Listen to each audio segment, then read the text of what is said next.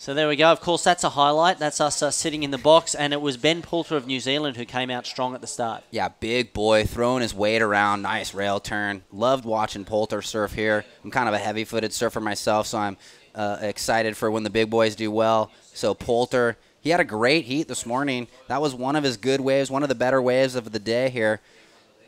And finishing strong.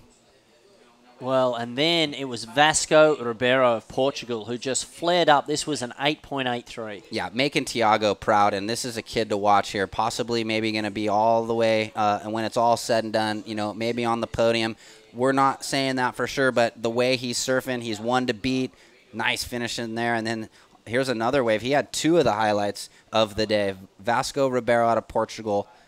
Remember that name. Yeah, absolutely. Ooh. Look at that projection and spray, and this was a 7, so 2 good scores. Next, it was the Panamanian surfer Jan Carlos Gonzalez. Possibly the performance of his life. Ollie is his nickname. We heard Otto talking to him. He was super ecstatic after performing.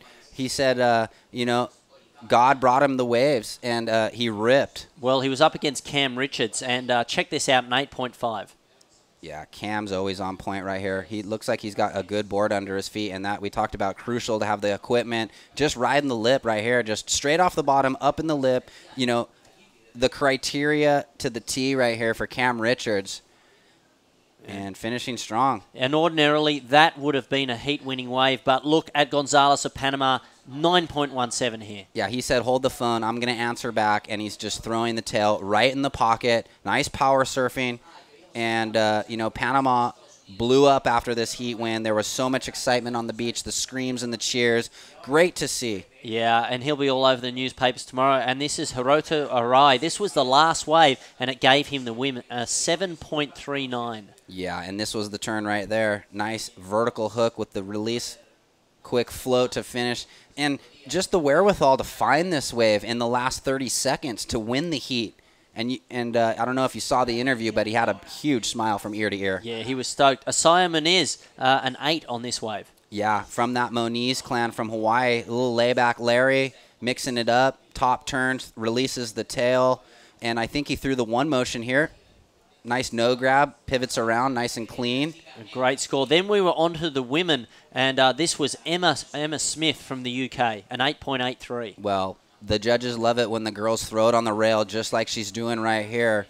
And obviously finishing strong. Looks like she's riding a little wider board, a little shorter, so adapting to the conditions. Emma doing a great job there. Yeah, the South African put in a great performance. Then it was Nikki Vasens of the United States.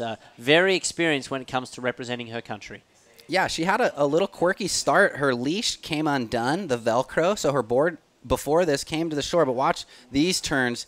That's why she won her heat right there. Nikki Visen's a name to be reckoned with. Well, how about Hawaii's Mahina Maeda, 9.5 on this wave? Yeah, she's a two-time U.S. champion there at lowers, and you can see why she had a 9.5 and I think an 8.6. So giant scores for Mahina Maeda. On paper, the Hawaiian team looking strong, and they're proving to us why we say that.